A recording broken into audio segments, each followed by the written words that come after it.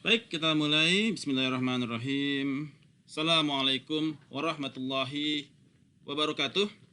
Waalaikumsalam warahmatullahi Waalaikumsalam wabarakatuh. warahmatullahi wabarakatuh. Jumpa lagi dengan kelas B, Pak. Magister Manajemen, mata kuliah Strategic Management. Khairani, Iya, Pak. suara noise. Oh ya, mohon maaf. Ya. Baik. Pada kesempatan pada siang ini kita masuk ke chapter 3 yang membahas mengenai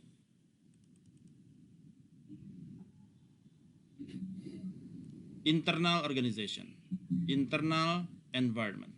Ya.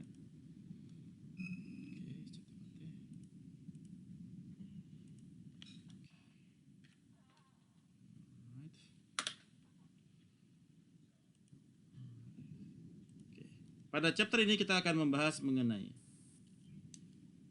internal organization, resources, capabilities, core competencies, and competitive advantage. Cita-cita kita terhadap kompetensi Anda setelah mengikuti perkuliahan pada siang ini adalah Anda dapat menjelaskan mengapa company needs to study dan memahami kepada internal organization mereka. Kemudian Anda dapat menjelaskan value dari internal organization dan importance-nya, betapa pentingnya itu. Dan Anda bisa menjelaskan perbedaan antara tangible dan intangible resource. Kemudian Anda bisa membedakan antara capabilities, menjelaskan mengenai capabilities, dan bagaimana cara mengembangkan capabilities di sebuah perusahaan. Yang kelima, Anda bisa mendefinisikan kepada 4 kriteria untuk mendetermin apakah resources dan capabilities merupakan core kompetensi Anda. Kemudian Anda bisa menjelaskan bagaimana perusahaan menganalisa terhadap value chain, ya, untuk menentukan kemana mereka dapat create value when using their resources, capabilities, dan core competencies. Dan kemudian kompetensi yang berikutnya adalah Anda bisa mendefine apa maksudnya dari outsourcing dan memahami alasan dari penggunaan outsourcing. Kemudian Anda memahami terhadap internal strength dan weakness serta bisa mendeskripsikan kepada menjelaskan pentingnya untuk menghindari core rigidities. Alright, kita mulai. Chapter Introduction.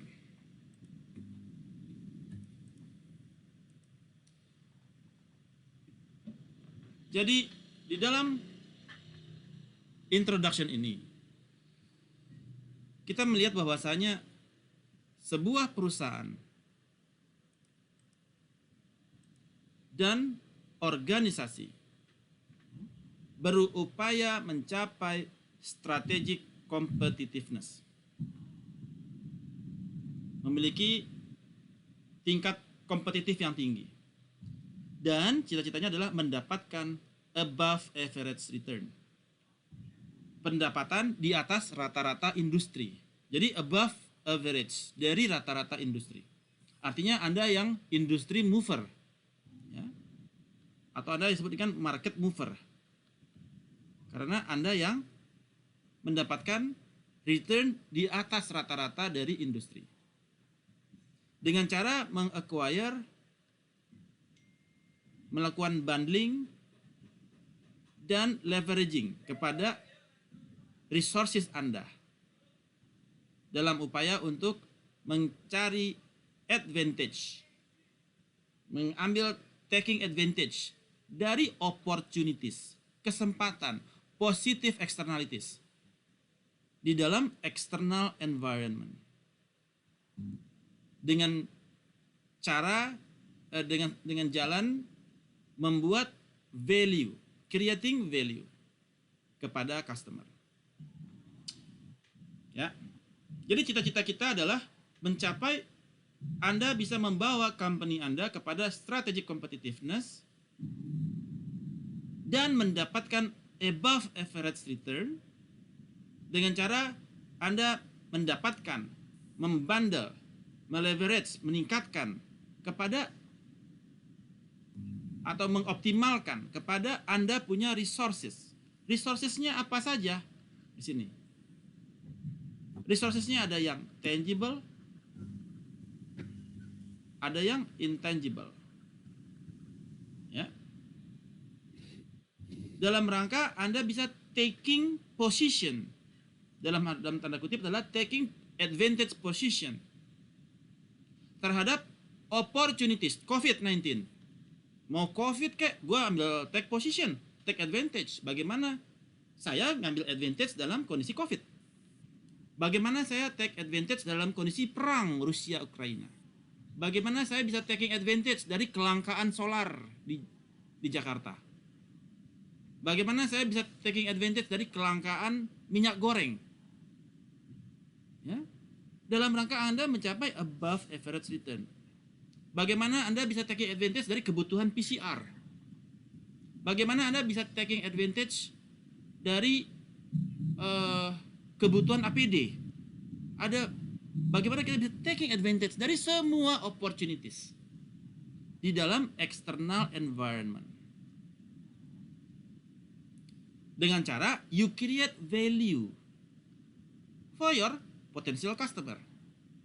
Ini yang menjadi soul atau jiwa dari sebuah perusahaan atau organisasi. Nah, kompetitor akan selalu berusaha belajar untuk menduplikasi terhadap suatu produk, jasa, ya, yang memberikan benefit dari sebuah kegiatan value creating strategy. Value creation. Mereka akan selalu menduplikasi. Ya. Anda sekarang lagi langka, misalkan lagi langka APD misalkan. Minyak goreng, Pak. Minyak goreng. Bagaimana dia duplikat minyak goreng campur air? Ya kan? Dia ambil taking advantage minyak goreng abal-abal gitu ya. Nah, itu yang bersifat negatif ya. Kemudian butuh apa? Sekarang lagi IoT. Lagi kebutuhan kepada IoT. Ya, smart city. Ya, IKN kan kita akan menggunakan smart city ya, yang digadang-gadangkan smart cities. Bagaimana company Anda bisa taking advantage dari kebutuhan IoT ini? Ya. Bagaimana Anda bisa membuat rumah yang atau istana yang atau negara yang dia bisa di schedule, lampunya nyala jam 6 pagi. Lampunya mati jam 6 sore, nyala jam 5 pagi, lampu jalannya, di scheduler semuanya. Jadi ada taking advantage dari kebutuhan IoT. Ya. Nah, competitor will eventually learn how to duplicate the benefit dari value creating Anda. Anda bikin IoT seperti itu. Ya. Mobil listrik atau CCTV yang bisa face recognition. Kompetitor akan berusaha untuk menduplikasi. Tapi pertanyaannya adalah, how long? Emang gampang? Semakin cutting edge teknologi yang Anda adopsi, maka kompetitor akan semakin lama untuk mengadopsi tersebut. Ya. Kalau produk, tas, gitu, sepatu, itu gampang lah. Tapi kalau teknologi nggak gampang, ya, karena kita ada menggunakan RFID di situ, ya, menggunakan sensor di situ, dan ini adalah arah perkembangan bisnis ke depan. Apakah Anda sudah belajar ini? Apakah Anda sudah mempelajari potensial bahwasanya company harus didukung oleh sensor, RFID ke depannya? Ya, dulu kita 5 tahun yang lalu masih bicara, data science, big data. Ya betul, itu dari tahun 2010 arahnya ke big data, data science. Tetapi di era saat ini kita arahnya kemana? RFID, sensor, ya, Arduino, Raspberry. Yang mana ini arahnya kepada competitive, your strategic competitiveness, dan mencapai above average return. Mungkin dia biasa-biasa aja, tetapi karena on top of IoT, dia menjadi luar biasa. Karena on top of sensor, jasa dan produknya dia menjadi luar biasa. Produk Anda itu aja sebetulnya, tapi on top of RFID, on top of sensor, on top of Arduino, on top of Raspberry. Jadi ada value creation di dalam produk atau jasa Anda yang memberikan benefit yang berbeda kepada customer. Any questions? So far so good? Araso? Araso ya. Okay. Tolong di mute ya. Okay. In general, a competitive advantage, sustainability, suatu keunggulan yang sustain, yang bertahan lama, adalah a function of 3 factors. Pertama adalah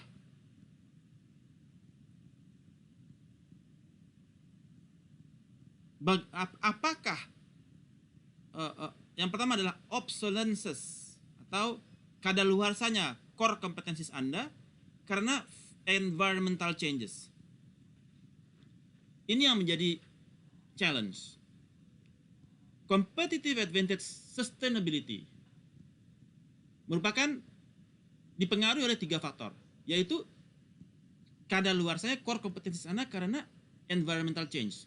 Dulu kita bisnis toko di Blok M Square. Karena ada environmental changes, mall itu udah gak tertarik orang sekarang bikin usaha di mall.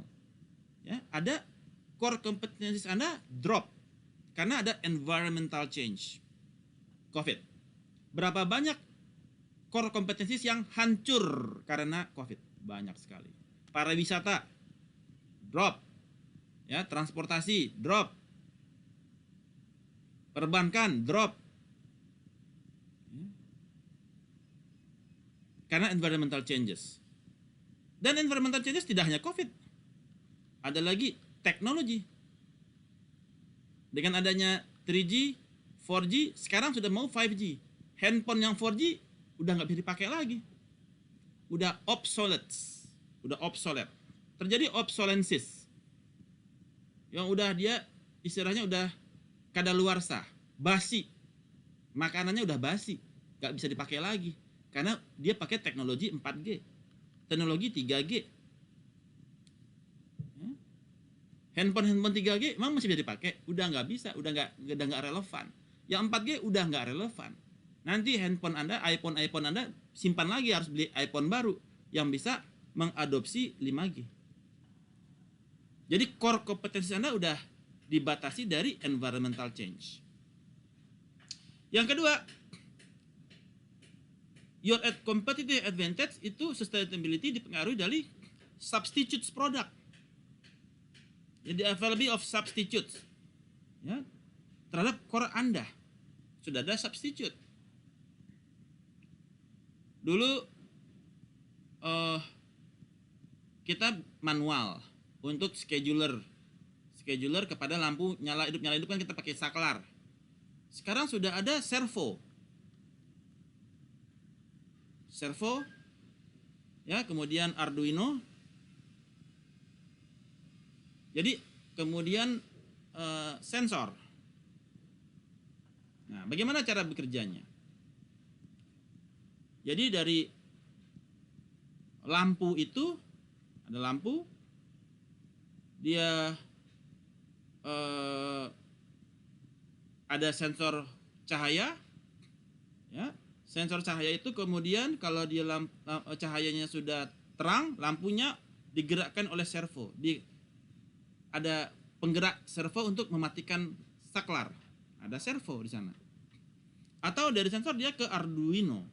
Begitu sensornya ketahuan bahwasanya suhu udah mulai panas, ya, dia langsung shutdown di node MCU-nya.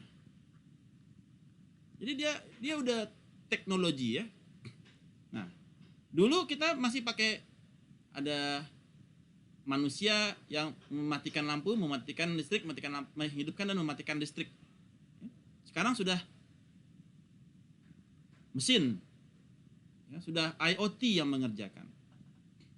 IoT-nya di sensor, yang di sini adalah artificial intelligence-nya, AI-nya.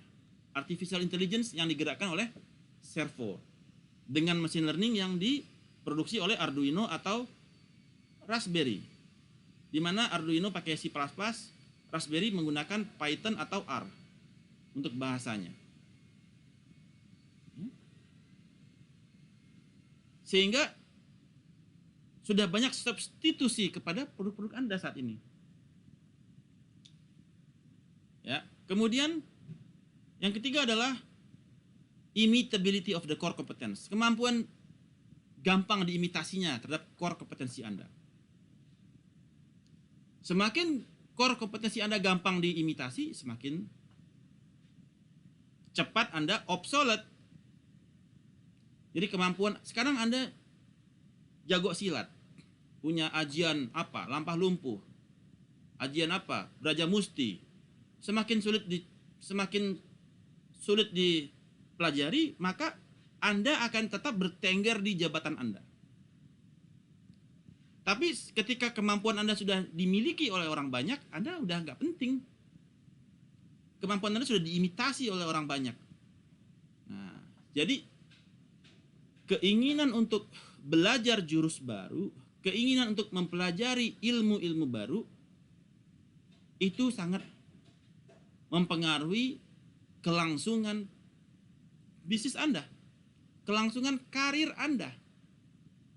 Kalau Anda hanyalah one face among the crowds, ya, one face among the crowds, Anda dapat digantikan setiap saat.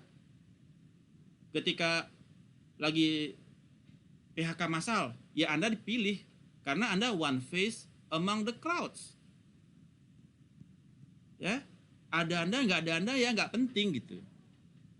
Ya, masih banyak yang sama seperti Anda atau lebih pintar dari Anda.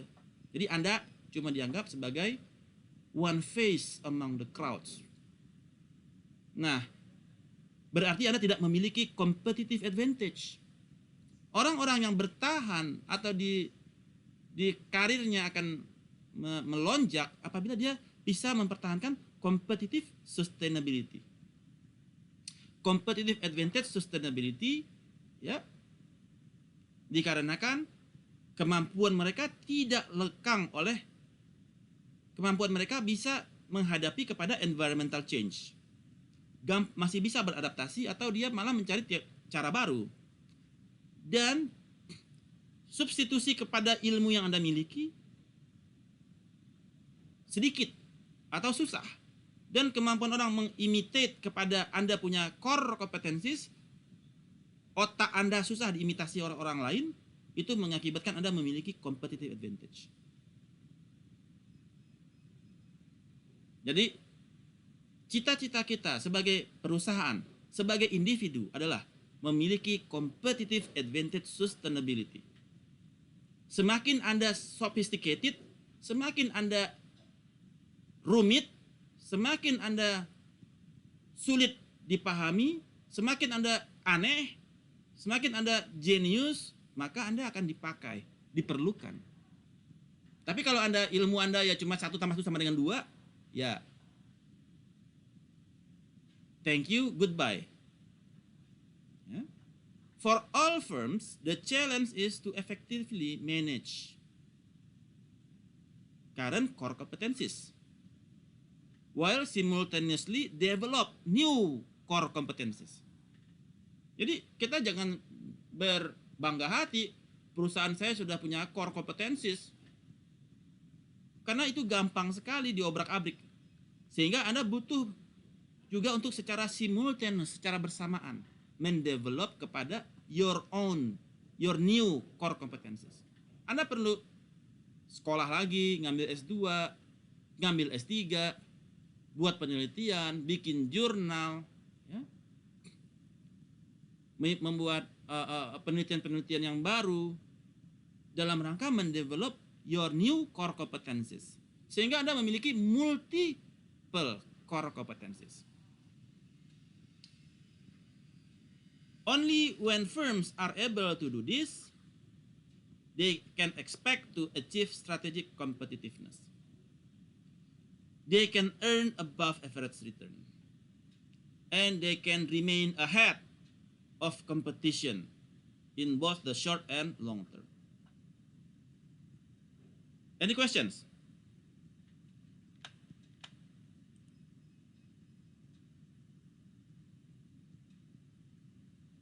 Ada yang ingin bertanya? Silakan.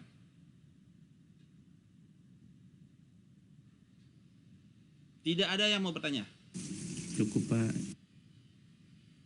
Belum, Pak. Belum. Oke, kalau gitu saya tanya. Apa yang menjadi core competencies Anda?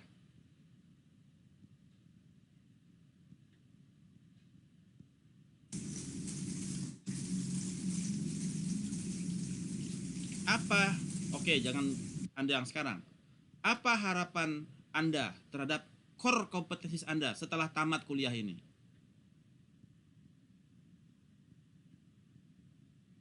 Anda kan sekarang lagi creating new core competencies kan? Begitu Anda lulus kuliah, core Anda apa ya? Core kompetensi Anda? Cita-citanya apa? Bingung ya? Izin Pak, saya Pak. Silahkan Pak Adi. Oke. Edi Pak. Pertama yang dari awal sudah kebayang Pak adalah terstruktur Pak cara berpikirnya Pak. Itu yang pertama Pak. Itu yang kedua, saya bisa lebih menentukan Pak mana yang lebih prioritas dan mana yang enggak gitu Pak.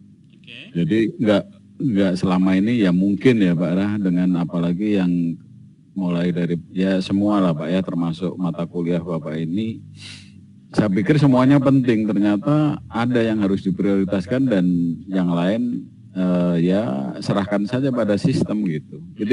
Itu yang terbayang sampai dengan saat ini Pak. Nah, itu makasih Pak. Oke. Core kompetensi itu adalah sesuatu yang bisa Anda bawa perang. Kalau perang Ukraina dan kalau Indonesia perang dengan Timur Leste, Anda mau perang dengan apa? Itu core Anda. Ya. Anda mau perang dengan aji apa? Aji golok atau jurus pisau terbang atau mau pakai toya emas. Itu core kompetensi Anda.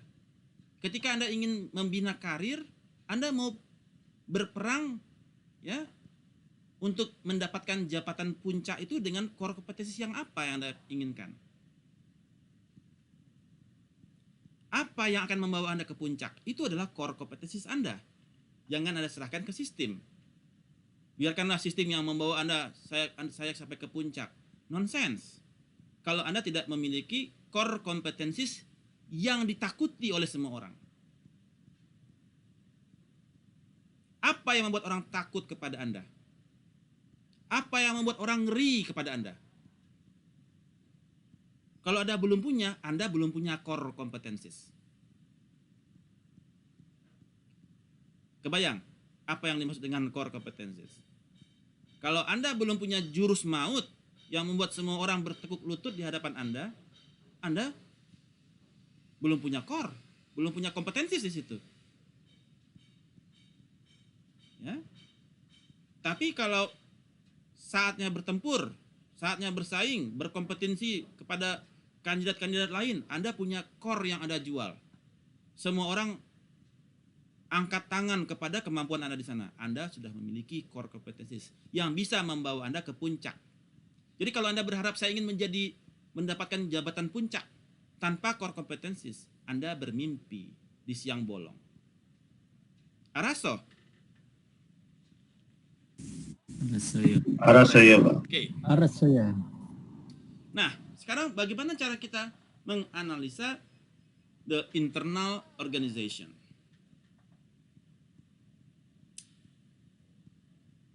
By analyzing the internal organization, a firm determines what it can do. Ya. Jadi bisa apa aja sih Anda gitu ya? Analyzing the internal organization. Jadi ada yang what firm can do, ya, adalah fungsi dari kombinasi antara resources, capabilities, dan core competencies. Dengan apa yang perusahaan might do, a function of opportunities and threat, ya, in the external environment. Sekarang Anda bisa bikin baju fashion. Misalkan Zara bikin baju fashion. That is what a firm can do. Tapi what it might do, karena kondisi sekarang ada ancaman COVID, bagaimana kita switching paradigm, bahwasanya COVID bukan lagi threat, tetapi opportunities. Kemampuan switching paradigm dari kondisi yang dianggap threat, resesi, perang, ya, COVID, nggak ada solar, nggak ada minyak goreng, ya. Kemudian omnibus law itu sebagai threat.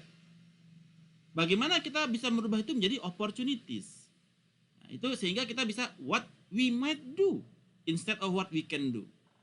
Sehingga kemudian Zara dia merubah, dia punya proposisi, value proposition dari yang untuk fashion, dia bikin baju untuk fashion, menjadi membuat baju untuk health, medicals. Jadi dia bikin APD, APD-nya made in Zara, ya, bikin masker made in Zara. Jadi dia bisa switching paradigm dari threat goes into opportunities. Tapi mesinnya sama, resources yang mereka gunakan sama, mesinnya itu juga, capability-nya itu juga, core competencies-nya itu pun. Tapi dia bisa meracik ini semua, merubah dari threat kepada mereka, merubah itu menjadi opportunity. Mesinnya itu, capability-nya itu, core competency itu, bahannya itu, dia rubah jadi bikin APD, tidak lagi bikin fashion. Ini yang what firm can do dan what firm might do. The context of internal analysis dalam kondisi global economy,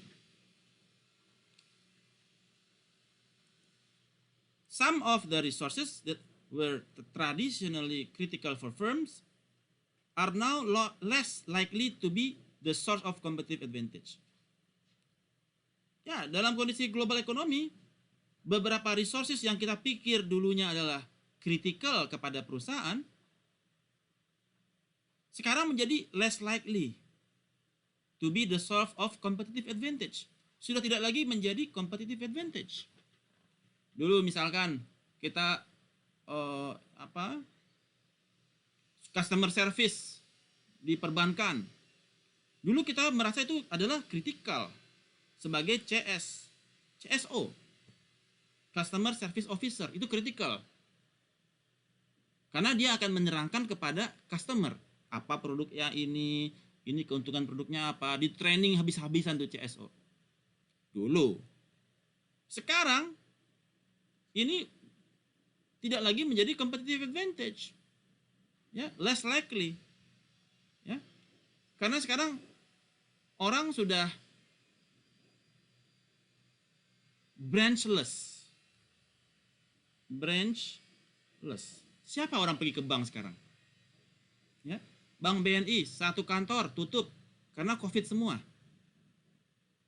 Bank BRI satu lantai Covid semua. Bank Mandiri satu gedung Covid semua. Jadi beresiko customer untuk datang ke bank. Dan arahnya adalah kepada branchless, tanpa cabang. Sekarang sudah mulai banyak tuh yang cabang-cabang yang ditutup-tutupin. Ya, tutup-tutupin karena melihat customer service sudah lagi tidak menjadi competitive advantage. Sekarang sudah bisa digantikan dengan robot, chatbot, ya. Chatbot. Kita sekarang udah ada misalkan Mandiri Chat, ya, udah ada chatbotnya di Mandiri online.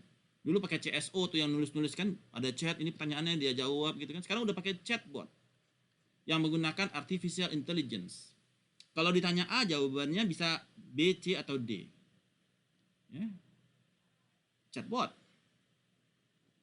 Kemudian sekarang penawaran produk sudah ada di ATM. Begitu kita transaksi, dia langsung offering. Kita lagi ada program nih buat Pak Edi. Lagi KPR-nya bunga 5%. Loh, kok tahu aku lagi nyari KPR? Oh, pas itu, Pak. Iya kan? Kok tahu aku lagi nyari KPR? Nah gitu. Dia bisa melihat modeling kepada transaksinya Pak Edi. Wah, ini transaksi kayak gini cocoknya penawaran produknya KPR nih. Penawaran produknya KTA nih. Penawaran produknya haji misalkan. Nah, yang dulu kritikal, sekarang udah enggak. Nah, this is because an increasing number of firms are using their resources to form core competencies through which they successfully implement an international strategy as a means of overcoming the advantages created by traditional resources. Ya. Karena ini juga dipengaruhi oleh kondisi changes terhadap environmental. Ya. Sehingga yang dulu juga dia critical, sekarang menjadi less likely to be competitive advantage-nya lagi. The firms analyzing their internal organization should use a global mindset. Ya. Global mindset adalah kemampuan untuk menganalisa, memahami, dan memanage kepada internal organization that are not dependently on assumption of a single country, culture, or context. Maksudnya apa? Sekarang kita sudah borderless. Borderless. Saya pernah handle 5 negara di bawah saya. IPVMC. Indonesia, Filipina, Vietnam, Myanmar, Kamboja. Lokasi saya di Jakarta. Saya handle 5 negara. Ya. Jadi ada perlu global mindset di kepala. Jangan berpikir kalau gua di Jakarta artinya gua buat di Indonesia. Tidak. Anda cover 5 negara. Ya, 5 negara. Kalau Anda mau kerja, ada platform khusus yang dipakai, ada platformnya untuk collaboration platformnya. Lagi ada proyek A di Filipina, ya Anda join lewat platform collaboration. Kalau codingnya ada yang salah, Anda cek.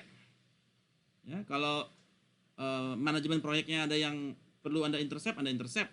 Jadi dengan on top of platform, ya, ICT technology, internet connection and technology, internet communication technology platform, Anda bisa mendapatkan global mindset. Jadi sekarang kita sudah tidak lagi warga negara Indonesia, kita adalah warga negara dunia. Ya, kita adalah warga negara dunia. Nah, Sehingga analyzing the firm's internal organization require evaluator untuk memahami how to leverage the firm unique bundle of resources and capabilities. Sekarang tim saya ada yang China, ada yang India yang saya taruh, ada yang Filipina, ada yang orang dari Australia. Orang Australia saya taruh di Myanmar. Orang China kemarin saya taruh di yang Chinese, yang China saya taruh di Singapura. Ya. Jadi sudah apa istilahnya tidak lagi melihat harus orang Jawa, orang Sunda. Itu udah kuno. Ya, udah kuno. Kita adalah warga negara dunia. Tim Anda harus antar benua gitu. Jadi ada sehingga tujuannya apa? Untuk meningkatkan itu adalah resource Anda, ya, untuk membuat resources Anda itu adalah yang memiliki global mindset. Kalau di China begini kita mainnya. Kalau di India gue mainnya begini. Kalau di Filipina gue begini, kalau di Australia gue begini. Jadi resources kita itu global mindset juga. Anda juga harus memiliki global mindset. Jangan dibilang kalau di Cimahi gue begini caranya. Mundur kita. Kalau di Pangandaran begini, ya mundur kita. Kita harus memiliki global mindset di mana tim kita juga multikultur, multiculture, multi-country, ya, agar didapatkan core competencies, capabilities yang maksimal. Ya. Karena kita juga membandel kepada banyak unique talent, ya, di dalam membangun capability dari organisasi yang kita miliki. Nah, di dalam internal analysis ini ada stepnya. Nah, bagaimana cara kita mencapai strategic competitiveness? Yaitu pertama kita harus memahami dulu bahwasanya resources kita itu ada yang tangible dan ada yang intangible. Sebutkan, yang tangible apa aja ya? Ada yang tahu? Kayak kantor gitu Pak. Building, alat tulis, Ya, buildings. Ya, alat mesin, peralatan ya. kantor, Mesin. Ya. Apalagi? People. transportasi, Apalagi? Pak. Bukan. Tangible resources kita. Money, Money, ya. ya. Building, people, money. Aset. Ya, aset itu kan di building machinery kita ya. teknologi, Pak. Teknologi. SDM, Apa? Ya, SDM kita people. Intangible, apa aja tuh intangible? Networking, merek, terus Merek. brand. Ya. Oke, network. Alright. Nah, kita sebagai leader harus mampu merangkai resources kita agar bisa menjadi capabilities. Mesin di sini butuh people, ya kan? Untuk menggerakkannya butuh uang, money, ya. Perlu teknologi agar kita memiliki kemampuan, capabilities.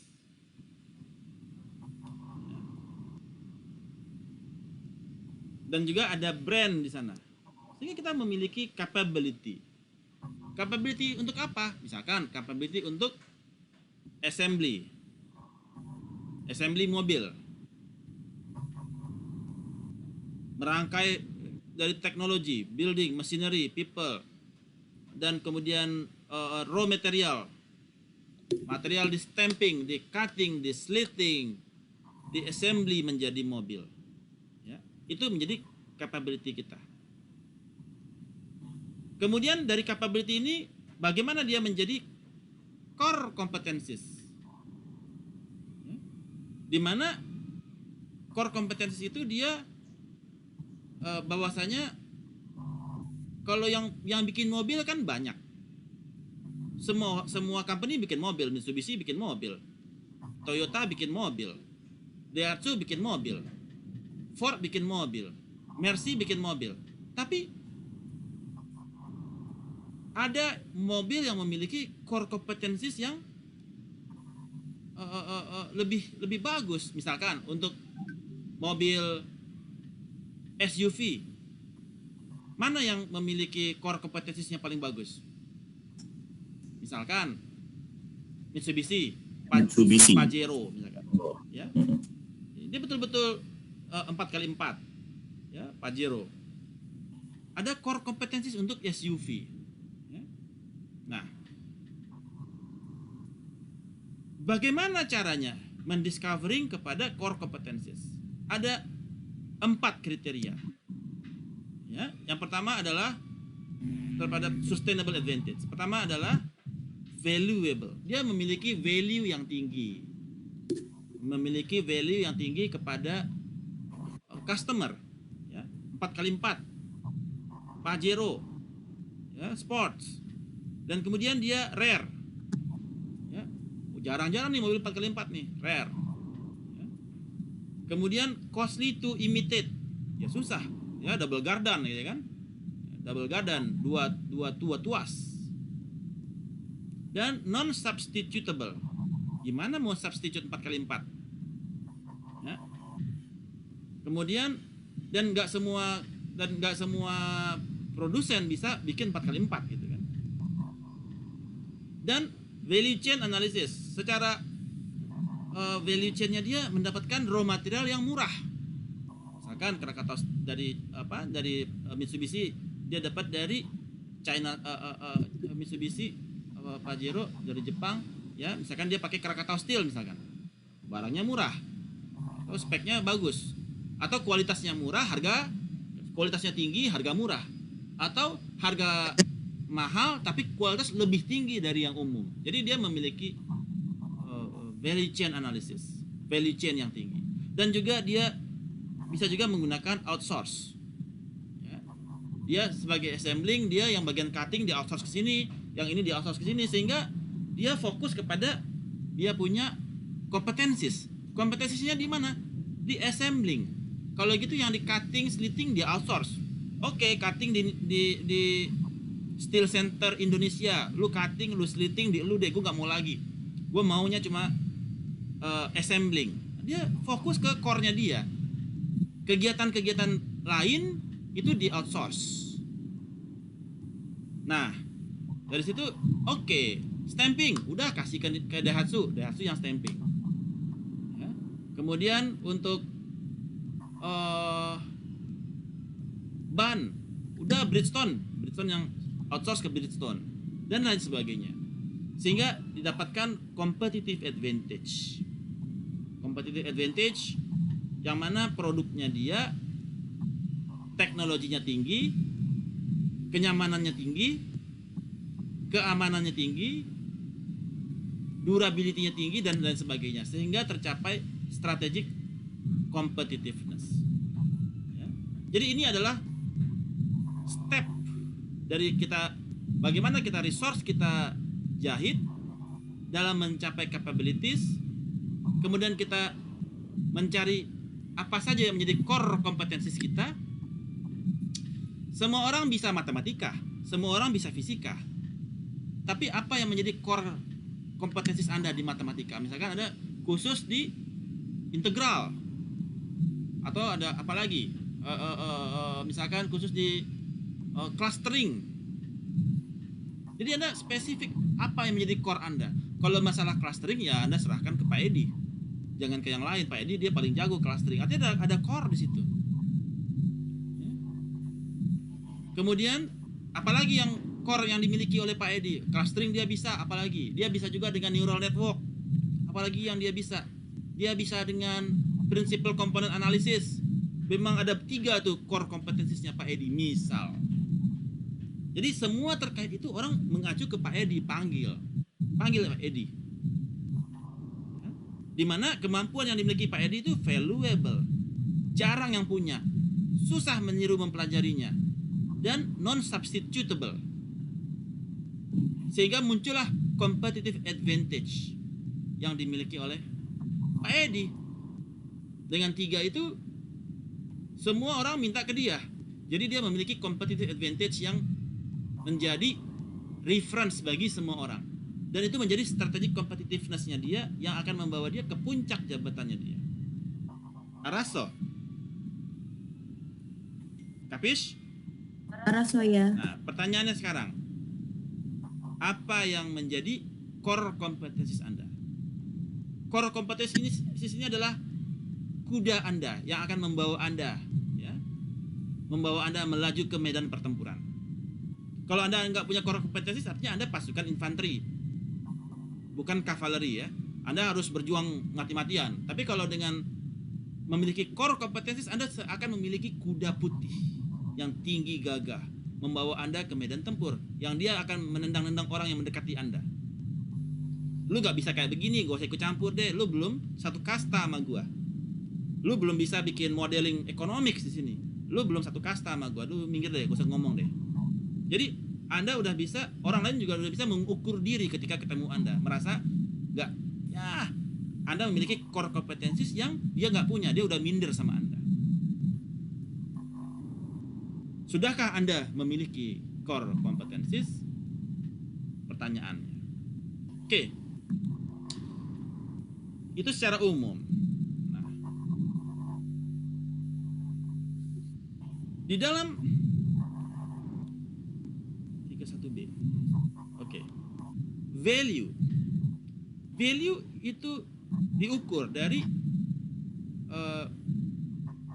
seberapa besar customer ingin membeli produk Anda.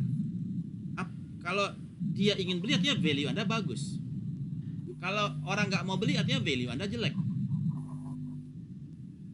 Seberapa penting Anda di mata atasan Anda? Kalau Anda tiap sebentar jadi tempat dia bertanya, value Anda tinggi. Tapi kalau atasan Anda jangankan bertanya, ya kan? Nyapa Anda aja enggak, artinya Anda nggak ada value di mata dia. Nggak ada value. Ya. Berarti kinerja Anda ya one face among the crowds. Nggak ada Anda juga nggak penting gitu. Ada Anda juga nggak penting gitu. Jadi value Anda kepada organisasi juga diukur. Ya. Seberapa mahal organisasi bersedia membayar Anda. Ya. Willing to pay. Anda berapa digaji oleh company? Artinya value Anda segitu. Ada orang yang digaji UMR, artinya value-nya segitu. Gila, ngantuk banget deh. Ada orang yang digaji 50 juta, artinya dia value-nya ya cuma 50 juta. Ada orang yang digaji 100 juta, artinya value-nya dihargai 100 juta. Pertanyaannya saat ini, value Anda dihargai berapa oleh perusahaan Anda? Ya, value itu berbanding lurus dengan kompetensis Anda. Semakin Anda memiliki core kompetensis, value Anda semakin mahal. Anda nggak punya kompetensis, ya gaji Anda naiknya cuma 5%. Ya. Firms create value by innovatively building resources-nya to form capabilities dan core competencies. Perusahaan dia akan create value dengan membangun inovasi-inovasi. Oke, bikin mobil on top of IoT. Dia bisa sensor mundur belakang, ada sensornya, ada sensor IoT di situ. Dia bisa sensor panas. Wah, kalau di luar udara panas muncul derajat 29 derajat Celcius. Oh, kalau ada mobil yang mendekati, suara bip bip bip bip bip bip, ada suara mobil yang mendekati. Company creates value by innovatively building, ya, and leveraging their resources to form capabilities and core competencies. Sejauh mana Anda secara berinovasi untuk pekerjaan yang sama, untuk melakukan pekerjaan yang sama? Kalau Anda berinovasi, dulu Anda mengerjakannya 2 hari, dengan Anda berinovasi, Anda mengerjakannya 1 jam. Pernah nggak Anda berinovasi seperti itu? Itu juga sesuatu yang create values. Begitu Anda creating values, dari kerjaan 2 hari menjadi 1 jam, dengan metode yang Anda buat, maka value Anda naik di mata companies. Value Anda naik di muka perusahaan. So, mindset creating values dengan melakukan innovative activity, innovative action, itu juga leveraging, meningkatkan capability Anda dan core competencies Anda. Anda harus punya portofolio. Portofolio core competencies gua apa ya? Apa sih core competencies yang gua milikin? A, B, C, D, E. Jurus golok setan.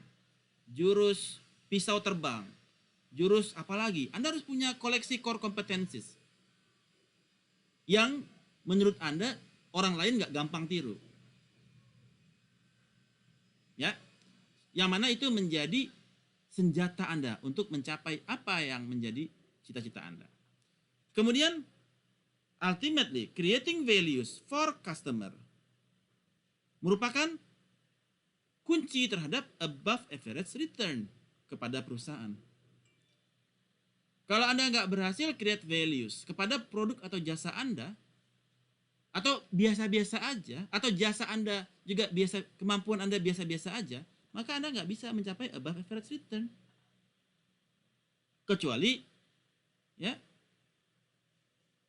discrepancies gitu ya, penyelewengan yang lagi ditunggu-tungguin oleh KPK gitu. Gimana caranya Anda what's in it for me? Mau ada ekspor, mau ada impor atau jasa dari pihak ketiga, titip harga ya. Nah, itu ditunggu-tunggu sama KPK tuh. Tambahin gua $10 ya. Jadi itu yang bukan creating value, tapi jeopardizing the company and yourself. Ya, bukan begitu Pak Edi? Ya, titip harga itu penyakit kita. Penyakit orang Indonesia itu setiap ada kerjaan, gua titip ya $5. Gua titip ya $10. Oh, berapa per ton? Per ton $50. Titip ya $5. Atau harganya berapa? $50 per ton. Kurangin dong. 40, deal 40. Oke, udah deal ya 40. Good. Sekarang balikin lagi Bu ke 50, yang $10 buat saya. Itu penyakitnya, ya nggak Pak Edi? Iya Pak, betul Pak.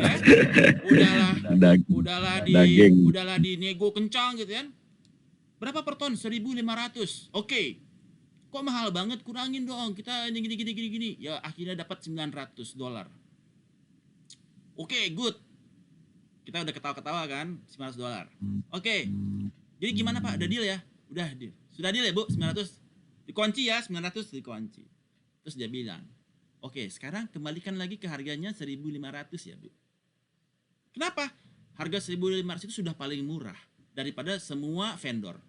Jadi harga Ibu tetap 1.500, cuma yang $600 buat kami bertiga. Nanti Ibu bayarkan nanti ketika bayarnya, kalau di KPK yang paling tangkap tangan ya, cash di lapangan golf. Bawa ke lapangan golf. Bawa dolarnya. Di lapangan golf dikasih $600 per ton. Kali 1.000, $600.000. Nah, itulah yang dibagi-bagi yang bikin kaya. Nah, inilah yang menjadi sumber kepada above average return. Ya, memanfaatkan jabatan untuk mengambil keuntungan. Penyakit orang Indonesia di mana-mana yaitu otaknya orang Indonesia cuma itu aja buat cari duit dari dulu. Begitu ya Pak Edi ya? Iya Pak. Repotin Pak. Ngerepotin. Otaknya kalau bisa kalau mau kaya harus korupsi. Begitu ya Pak Edi? Penyakitnya kalau lu mau kaya, lu mesti korupsi. Sehingga cara korupsinya cara-cara begitulah, ya. Selalu cari titip duit di situ. Jadi untuk jadi bahan lawak-lawak kita aja nih Pak Edi ya. Oke. Iya Pak, mindset Pak utamanya Pak. Mindsetnya udah kayak gitu. Jadi udah meleset ya, udah meleset. Nah, what the firm intends regarding value creation adalah kepada choices of business level strategy. Kalau kita memiliki value creation yang sangat bagus, maka business level strateginya bisa kepada differentiation. Jadi kita akan masuk kepada business level strategies. Karena value yang diberikan berbeda dengan standar. Kalau standar dia biasanya pakai cost leadership. Kalau yang value creation-nya tinggi, maka dia kepada differentiation. Nah, kemudian core competencies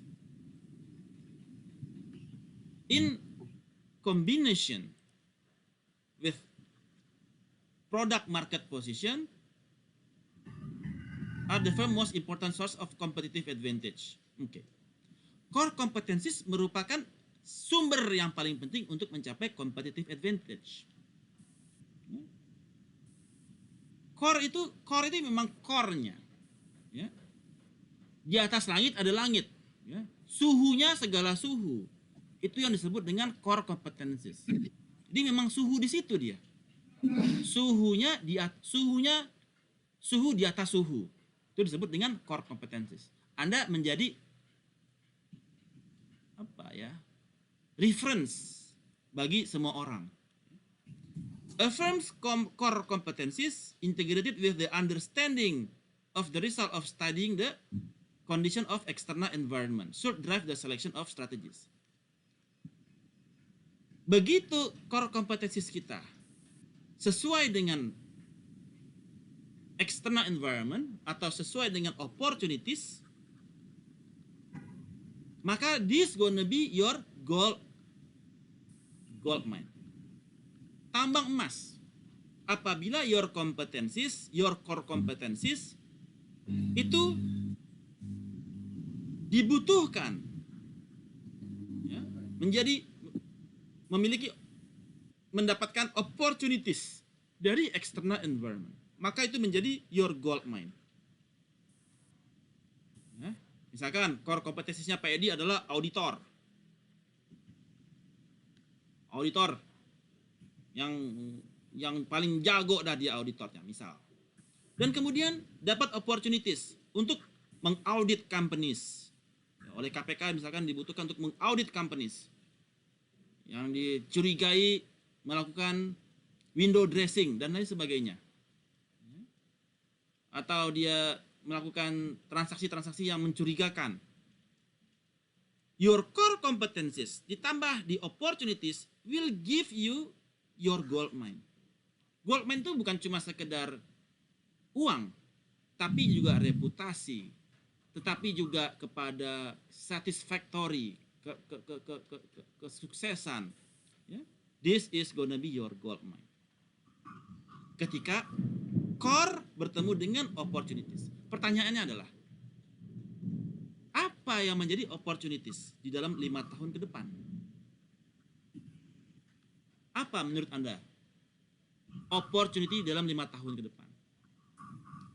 Oleh karena itu, apabila Anda tahu apa yang menjadi opportunity 5 tahun ke depan, Anda harus membangun new core competencies. Core kompetensi. Apa new core competencies Anda?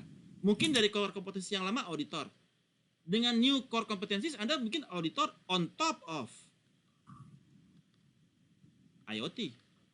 Anda bisa mengaudit transaksi berdasarkan data IoT. Nah, yang Anda audit adalah IoT. Anda audit adalah RFID. Ya kan? Kemampuan mengaudit laporan keuangan sekarang udah biasa aja. Tapi kalau mengaudit Internet of Things, RFID, kemudian mengaudit Twitter Analytics, ya kan? Atau mengaudit dari sisi big data, atau business intelligence, artificial intelligence, itu 5 tahun ke depan itu akan dibutuhkan. Nah, Anda harus tahu, oh, kira-kira kalau saya sekarang auditor, atau sekarang saya misalkan IT, atau saya sekarang peternakan, 5 tahun ke depan untuk peternakan, apa opportunities-nya? Anda harus bangun new core competencies yang tetap relevan dengan Anda punya core, tetapi ditambahkan value creation di sana on top of IoT, on top of RFID, on top of big data, on top of business intelligence, on top of artificial intelligence, and so on and so on. Itu juga berlaku kepada your companies. Any questions? Ada yang ingin ditanyakan? So far so good? Khalas? Pak, Ya. mau bertanya sedikit ya. Jadi gini Pak, kalau seandainya core competence sendiri itu kan berbeda-beda ya Pak ya, termasuk dalam sebuah perusahaan. Nah kira-kira kalau di perusahaan ini gimana ya sistem, maksudnya gini, kalau karyawannya itu banyak kan pasti core kompetensinya berbeda-beda gitu.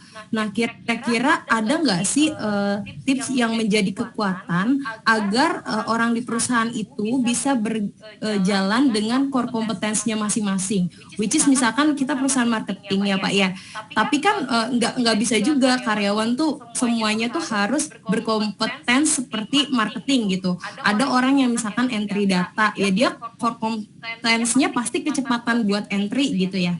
Ada orang yang problem solving terhadap customer, ya dia core kompetensinya pasti customer handling gitu.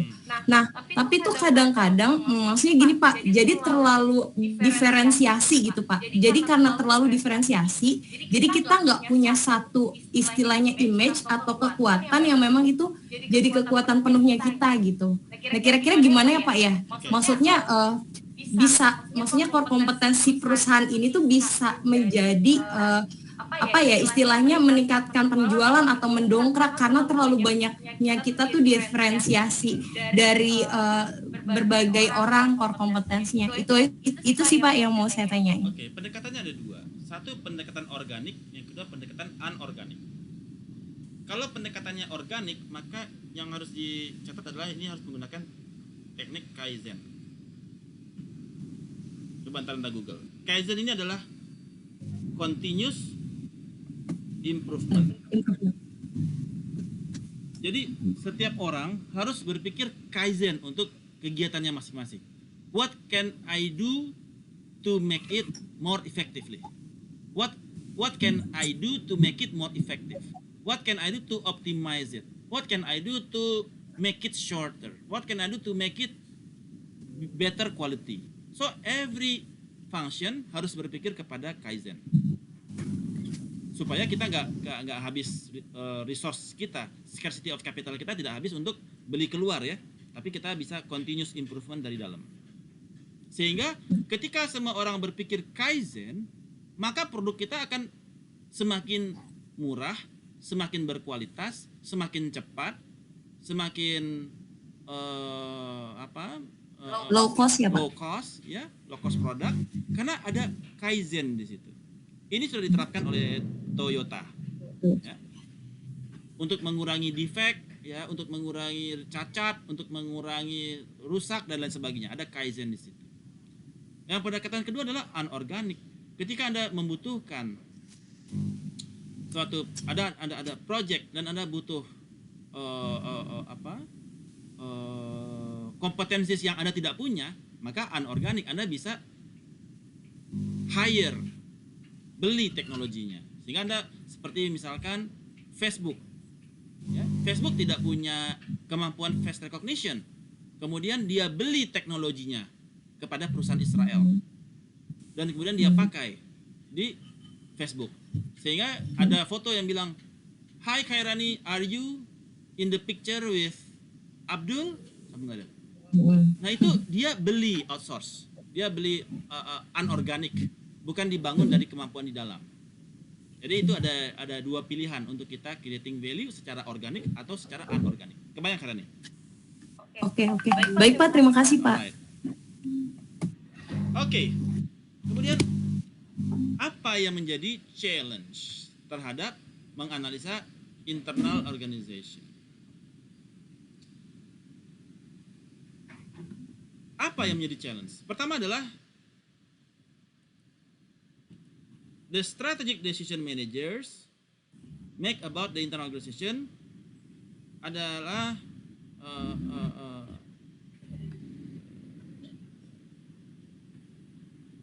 bahwasanya dia sifatnya adalah non-rutin dan ethics, ya, non rutin, ethics dan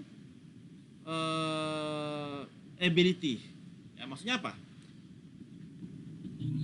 The strategic decision manager make about the internal organization itu dia challenge-nya adalah hal ini sifatnya dia tidak rutin. Jadi kita di dalam menganalisa internal organization baik secara resources kita, ya, itu harus dilakukan secara rutin setahun sekali. Kira-kira resource kita secara machinery kayak apa, secara SDM kita secara SDM kita secara kualifikasi seperti apa, sudah sejauh mana skill yang mereka miliki. Kalau tahun lalu skillnya dia basic terhadap Python misalkan, sekarang gimana? Udah advance, Pythonnya udah advance. Jadi ada peningkatan kepada capability dari masing-masing individu. Mesin, dulu mesin kita kemampuan kapasitinya sudah 100, sekarang berapa kapasitinya? 80. Terjadi penurunan kapasitas. Oke, jadi kita harus melakukan internal organization, kita analisa secara rutin dan memiliki ethical implication, ethics, secara ethics. Jadi ethical implicationnya itu apa? Bahwasanya setiap orang memiliki sifat kaizen, continuous improvement. Ada ethical implicationnya adalah continuous improvement menjadi dasar kepada peningkatan dari internal organization. Kemudian significantly influence firm's ability. Yes. Sehingga ketika kita melakukan itu secara rutin dan ethics atau kultur yang dimiliki oleh organisasi itu bagus, maka itu akan secara signifikan meningkatkan kemampuan company untuk mendapatkan above average return.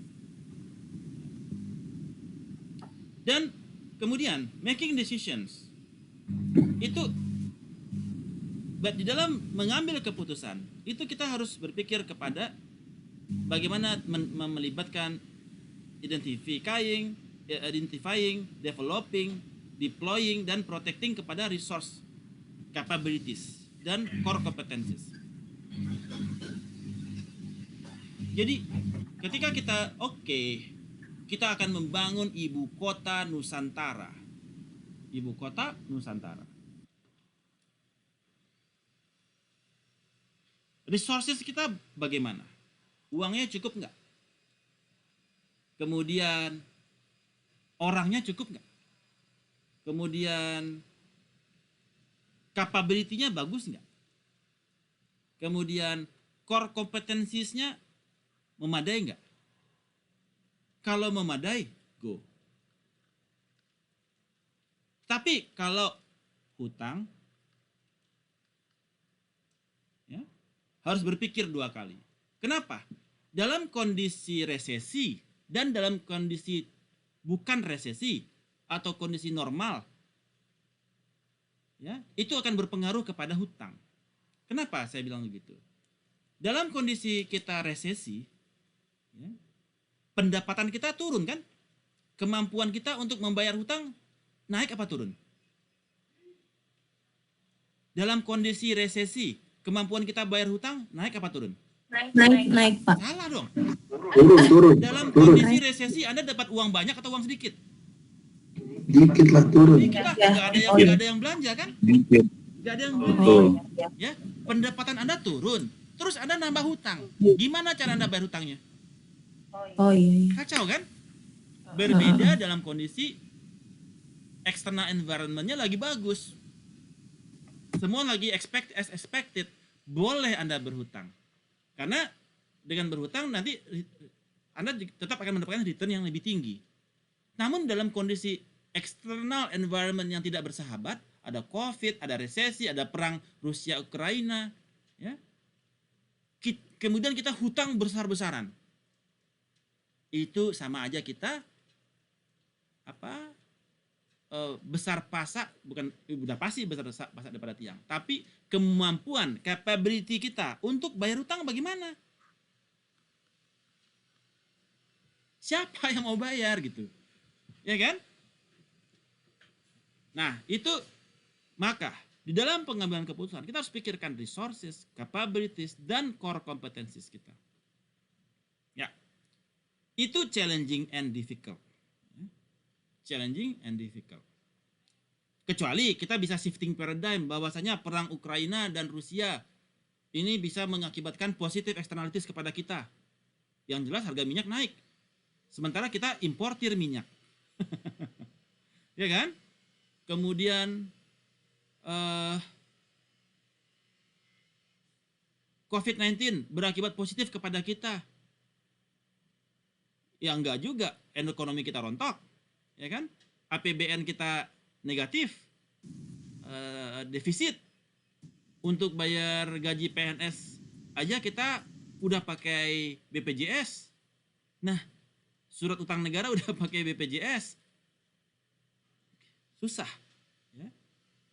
Nah, sehingga kita perlu betul-betul memahami kepada making decisions, memahami kepada resources, capabilities, dan competencies. A firm can improve by studying its mistakes. Yeah. The learning generated by making and correcting mistakes can be important in the creation of new capabilities. Ya, semua orang dari kesalahan itu kita bisa jadi besar. Dari kesalahan kita jadi besar. Tapi kalau kita jatuh kepada kesalahan yang sama 2 kali berturut-turut atau 3 kali berturut-turut, even a stupid horse never fall into the same hole. Bahkan seekor keledai yang bodoh pun tidak pernah terjatuh ke lubang yang sama. Ya. So, kita sudah belajar dari kesalahan. Minyak goreng hilang dari pasaran. Ya, jangan sampai kejadian lagi. Minyak goreng hilang lagi gitu. Kita udah belajar itu waktu zaman tahun 66 tuh. Kita para cewek-cewek milenial di tahun 66 itu pada ngantri beras, ngantri minyak segala macam. Dan sekarang cewek-cewek milenial ya kembali antri beras, antri minyak goreng. So, bayangkan itu cewek-cewek pakai celana gemes ngantri beli minyak goreng. Udah alis tebel-tebel, ya, alis cetar gitu kan. Ngantri minyak goreng. Kan nggak cocok banget, kontras gitu. Cewek millennials ngantri minyak goreng. Mestinya kan dia ngantri pesawat ke Singapura, ngantri pesawat kemana gitu ya. Atau foto di Menara Eiffel. Ini cewek-cewek milenial ngantri minyak goreng. So, learn by mistakes. Jangan sampai terulang lagi. Any questions? Siapa? Oke, jadi memang ada simulasinya. Dalam hidup itu kita harus ada simulasi ya. Kalau dalam kondisi COVID dan normal, ya, apa implikasinya dalam kondisi resesi, booming, dan as expected. Jadi kita bisa melihat risiko yang kita miliki ya. Bahwasanya berapa profit yang diberikan kepada negara. Ujung-ujungnya bottom line-nya profit kan kepada negara kan. Kalau kita melakukan sesuatu itu, kebijakan itu memberikan profit berapa ke negara? Apakah dia memberikan profit ataukah dia memberikan loss? Profit or loss to the countries. Dan itu dipengaruhi dari kondisi external environment. Apakah resesi, booming, atau as expected. Sehingga ketika kita berhutang besar di dalam kondisi resesi, berimplikasi apa? Loss yang besar. Ya, karena kita tidak memiliki kemampuan capability membayar. Sehingga ketika kita tidak punya kemampuan capability membayar, untuk bayar hutang itu bagaimana? Karena bayar hutang itu dia fix. Tidak bisa hutangnya dimundurkan. Jadwal bayar. Kalau kita nggak bayar, maka negara kita masuk default. Nggak lagi ke rating AAA. Tapi kita bisa masuk kepada BBB. Dan itu akan mempengaruhi penilaian dunia kepada Indonesia. Nggak bayar utang. Dan ketika dalam kondisi resesi, kita melakukan pembangunan jor-joran, ya, itu berimplikasi kepada ketidakmampuan membayar fix interest yang harus kita bayarkan. Nah, itulah yang menjadi risk dari pengambilan keputusan ini. Ya. Terlepas dari politik, kita tidak bahas politik di sini. Saya membahas dari sudut strategic manajemennya. Apakah keputusan yang diambil sudah betul atau salah? Dilihat dari sudut pandang ekonomi, kita jeopardizing ourselves. Gak sanggup bayar gimana? Nah, seperti itu. Kebayang Kak Rani? Iya Pak, kebayang Pak. Makasih Pak Jerry. Nah, ada 3 conditions yang mempengaruhi managers ketika mereka menganalisa kepada internal organization dan making decision about resources. Pertama adalah uncertainty. Ya. Kita nggak tahu kapan resesi ini berakhir. Apakah varian B2 akan muncul di Indonesia? We don't know. Ya. Apakah perang Ukraina dan Rusia akan berjalan lama? We don't know. Ada uncertainty. Maka di dalam kondisi uncertainty biasanya orang akan wait and see sebelum mengambil keputusan. Sampai dia dapat keyakinan bahwasanya ini akan berhenti, ya, harga minyak dunia akan kembali normal. Sekarang dengan harga minyak dunia naik ke $130 per barel, maka biaya-biaya pembangunan IKN bakal naik atau turun? Mangkrak apa bakalan double nggak nih dari yang sebelumnya disampaikan oleh para developers? Pasti naik karena harga barang bakal naik. Artinya jangan terjadi kasus kayak MRT, harganya 100 jadi 200, ya. Dan kemudian dipakai APBN untuk menalangi. Nah, makanya wait and see di dalam kondisi saat ini. Kalau dolar naik terus, ya, minyak naik terus, maka itu akan berdampak devastating, sangat menghancurkan. Karena semua biaya akan naik. Sementara kemampuan kita, purchasing power parity kita turun. Purchasing power kita sekarang naik apa turun? Turun kan? Yang penduduk miskin makin miskin, ya, itu juga Jadi saya seperti kemasukan Pak Didik Jerahbini ini bicaranya, bicara ekonomi, ya. Oke. Kemudian yang kedua adalah complexity. Seberapa kompleks, ya? Semakin dia kompleks permasalahannya, maka pengambilan analisa juga harus semakin tajam, ya. Pengaruh eksternal environment dari Ukraina, pengaruh COVID, ya, kemudian pengaruh Cina menyerang Taiwan, terus pengaruh lagi misalkan Laut Cina Selatan udah mulai panas. Kompleks permasalahannya. Nah, bagaimana pengambilan keputusan harus lebih memasukkan aspek-aspek tersebut. Dan intra-organizational conflict. Secara company sendiri, ada konflik atau tidak? Oh, yang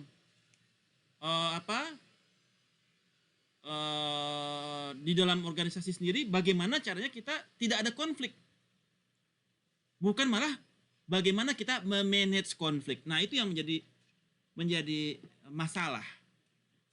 Kita bukannya berusaha untuk mengurangi konflik di dalam intra organization, tetapi malah berusaha memanage konflik, ya, agar perhatian teralih, konflik dipelihara. Bagaimana Pak Edi? Ke depan konflik apa lagi yang akan dikeluarkan?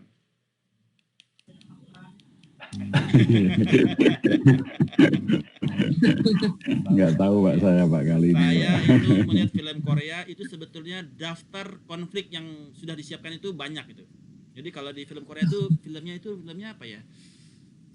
Lee Min Ho itu dia, The Blue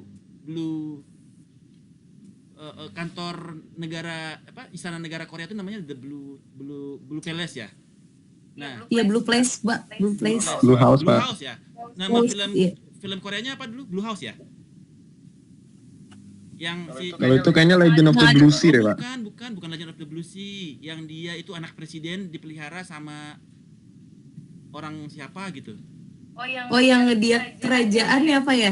Kerajaan Ya, bukan? gitu lah. Jadi Bukan. konsepnya, Yang jadi konsepnya City Hunter, Pak, City Hunter. Iya, City Hunter. Jadi konsepnya adalah daftar masalah, daftar artis yang terlibat apa segala macam itu sudah ada tuh.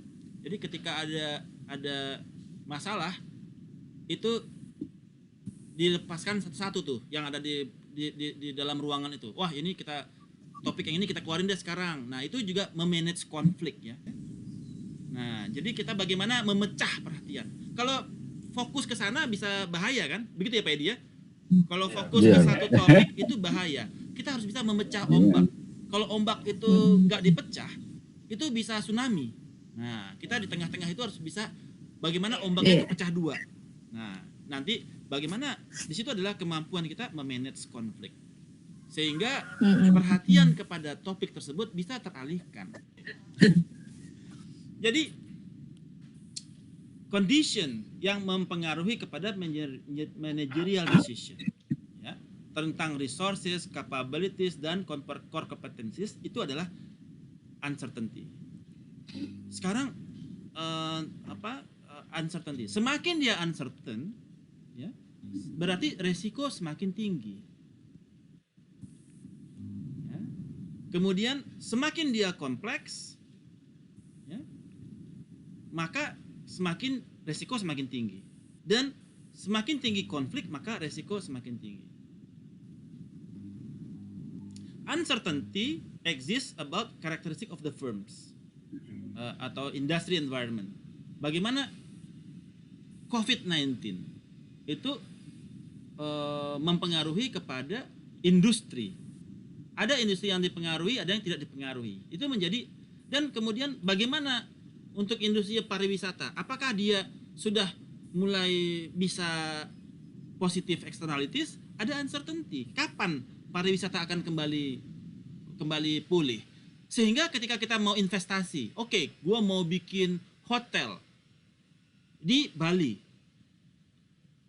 Ada uncertainty. Kapan pariwisata akan pulih? Buat apa saya bangun hotel kalau buat jadi sarang burung walet? Ya. Buat apa saya bikin hotel kalau cuma jadi sarang kuntilanak? Nah, jadi juga jadi masalah. Complexity result from interrelationship among conditions shaping a firm. Ada complexity, Rusia, Ukraina, China, Taiwan, Timor Leste, Indonesia, ya. Kemudian dan segala macam. Bagaimana naiknya harga minyak dunia, ya, kemudian kemungkinan perang nuklir, perang dunia ketiga, Indonesia ikut siapa, dan lain sebagainya. Ini menjadi kompleks. Kalau terjadi perang nuklir, ya, apakah kita masih bangun IKN? Nah itu juga skenario-skenario itu harus dipikir. Dan intra-organizational conflict, ya, di mana konflik ini may exist among managers making decisions as well as among those affected by the decision.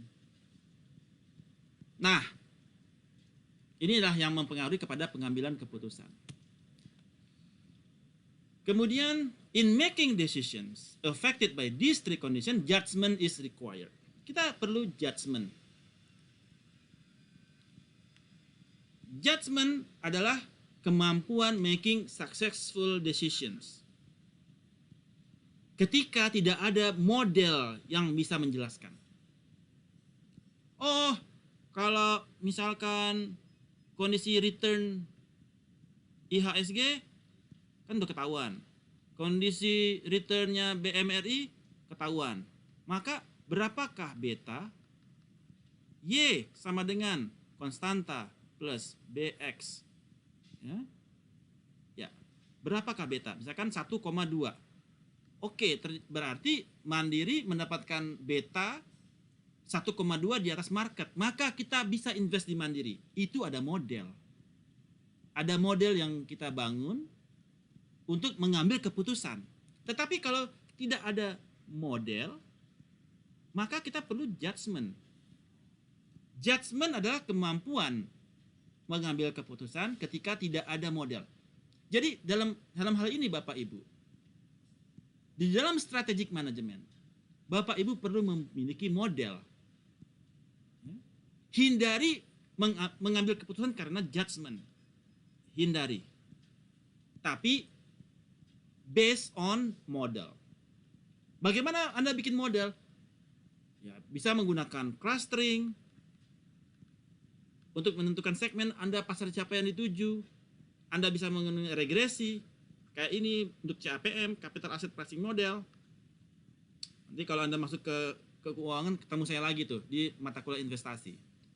Kemudian bisa juga menggunakan logistic regression, bisa menggunakan neural network, bisa menggunakan support vector machine, bisa menggunakan decision tree, bisa menggunakan XGBoost, bisa menggunakan random forest, menggunakan model. Sehingga Bapak Ibu jive. Begitu mengambil keputusan, logistic regression-nya ngomong apa? SBM-nya ngomong apa? Ya, sehingga terhindar dari pengambilan karena judgment. Ketika kita exercise judgment, decision makers itu harus hati-hati bahwa bisa terjadi bias di dalam pengambilan keputusan seperti overconfidence. Wah, pasti IKN lancar. Pasti ekonomi akan meroket.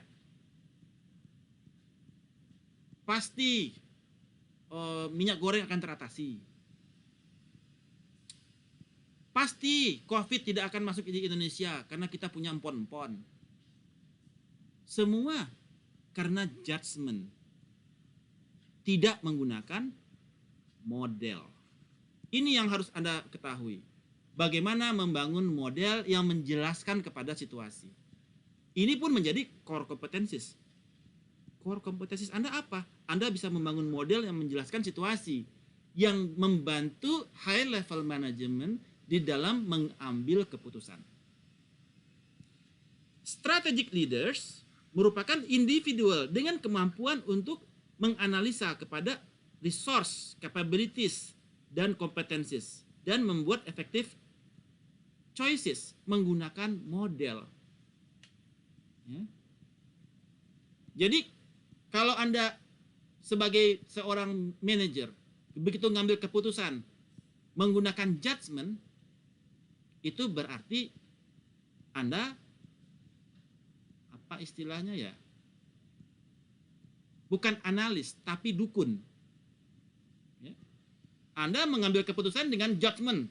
Menurut saya itu Anda dukun, asumsi, dan Anda confident di sana.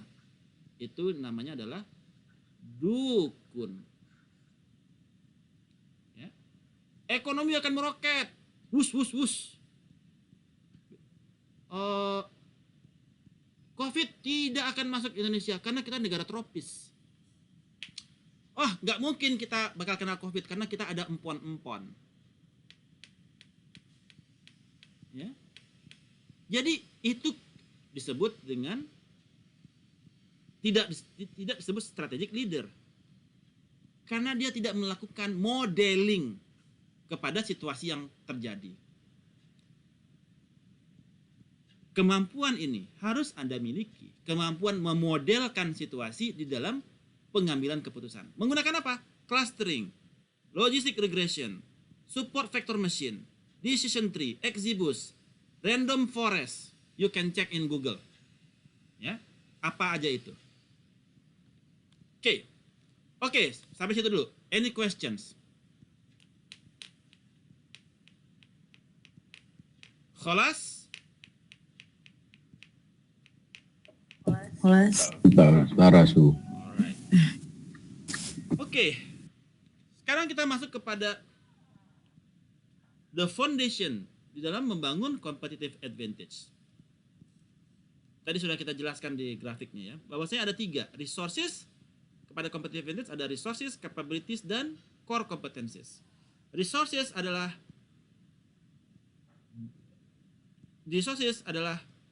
sumber daya yang dibundle untuk menciptakan capability dari perusahaan. Dan in turn, capability itu akan menjadi sources atas core competencies dari perusahaan. Yang mana ini menjadi basis kepada competitive advantage. Broad in scope, resources mengcover individu as sumber daya manusia, sosial, organisasi, fenomena, dan lain sebagainya. By themselves, resources do not allow firms to create value for customer as the foundation for earning above average return. Alright, di dalam resource ada tangible dan intangible. Tangible, ada finansial, ada organisasi, ada physical, ada teknologi. Ini yang disebut dengan tangible resource. Ya. Financial resource adalah money. Ya. Kemampuan dia pinjam uang, generate funds, operations, itu financial resource. Organizational resource adalah organizational structures. Physical resource adalah inventory, stock, inventory, machinery, dan lain sebagainya. Teknologi ada teknologi, paten, trademark, trade secrets, ya, itu adalah tangible resource. Kemudian intangible resource. Intangible resource itu terdiri dari knowledge, capabilities, managerial capabilities, ya, brand name, kultur organisasi, itu menjadi intangible resource. Ya. 3 primary intangible resource adalah human. Loh, kok human? Human tangible atau intangible? Oke. Tadi kita lihat di sini human Tangible, Pak. tangible, Organisasi. Iya. organizational, physical. Oke, no worries. Ya. Mungkin di versi terbaru dia masukkan sebagai intangible, tidak berwujud. Padahal human ada wujudnya, tangible. Dan inovasi, ya, reputasi, ya, 3 primary categories di dalam intangible resource. Oh, maksudnya adalah dari sisi human resource, dia dari sisi skill. Ya. Nah, skill itu memang intangible.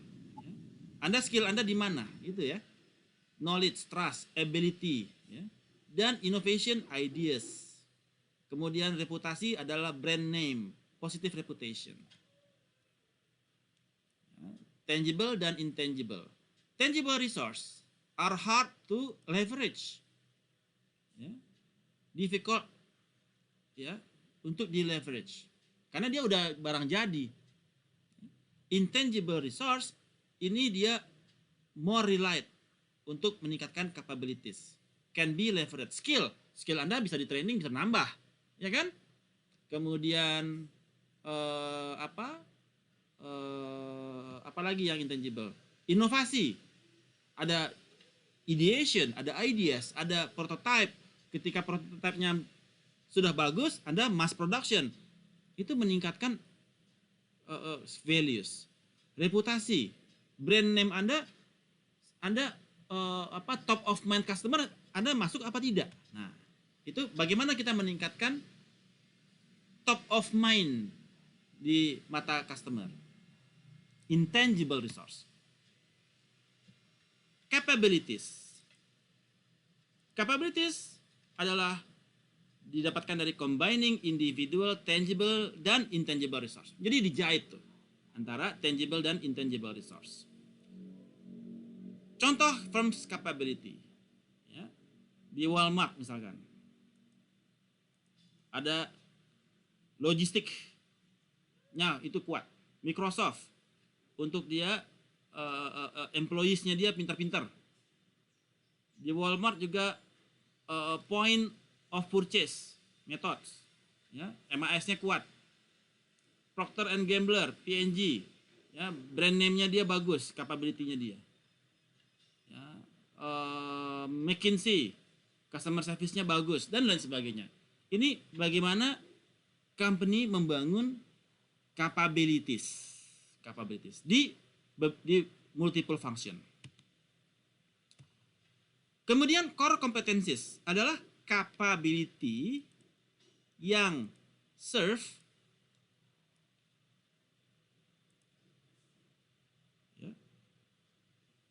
sebagai source of competitive advantage. Ya.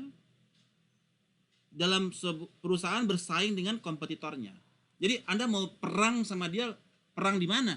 Gue perang di customer service deh. Customer service gue paling jago. Maka dia perang customer service. Dia dapetin customer service award. Itu yang dilakukan oleh Mandiri.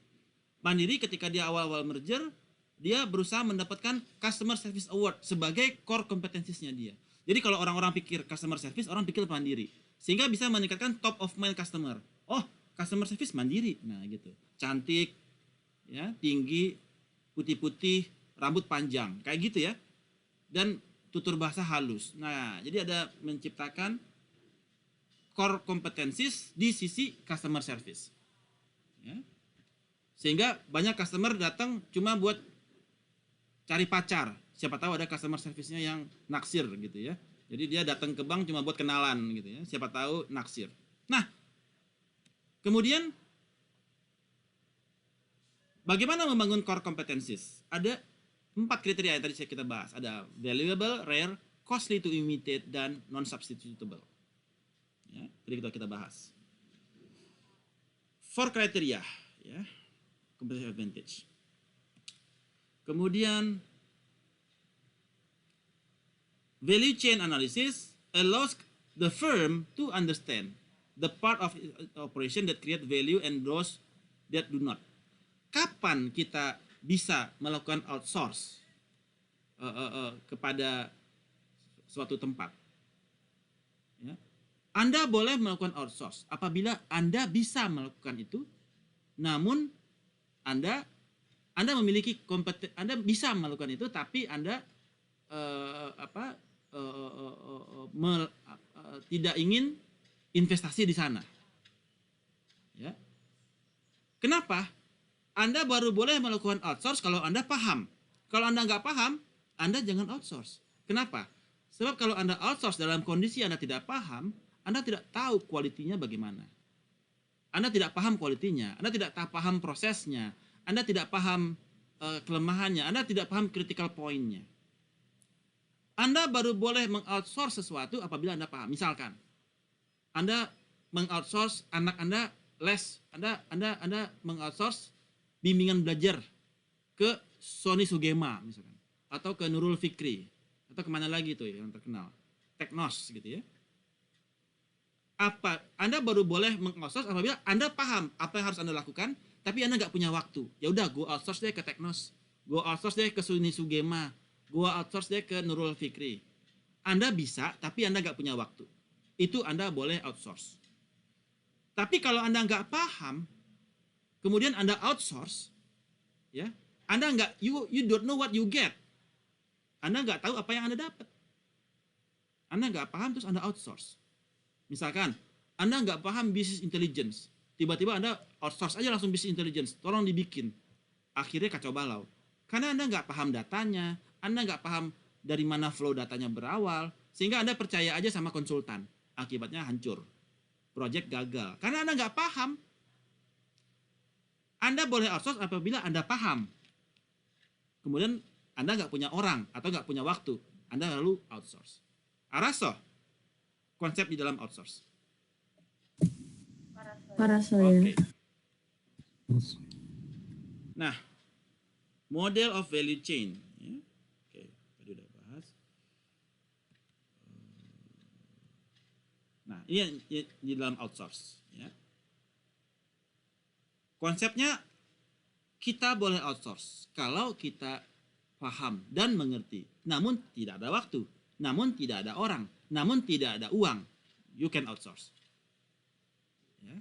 Tapi kalau kita nggak paham, terus Anda lakukan project, bikin branchless bank. Branchless bank. Anda nggak paham itu apa branchless bank. Tiba-tiba dia datang, bayar 1 miliar. Nggak jadi apa-apa. Ya. Nah, when the firm cannot create value, ya, mereka bisa in either value chain or support, maka outsourcing is considered. Ya. Outsourcing is the purchase of value creating activities, ya, from external supplier. Firms that engaging in the outsourcing activities itu bisa increase their flexibility, mitigate risk, reduce investment. The firm should use outsourcing only when they cannot create value dan itu create a substantial disadvantage compared to the competitor. Dan juga yang satu lagi tadi saya sampaikan, you can outsource if you understand. If you don't understand, don't outsource, don't buy. Ya, useless. Tapi kalau ada paham ini gunanya apa, caranya bagaimana, konsepnya bagaimana, Anda paham, you can do it. Ya. Banyak kita bikin proyek nggak paham, cuma jadi apa istilahnya ya? Ya, you don't know what you get. Ya, karena Anda nggak paham. Alright.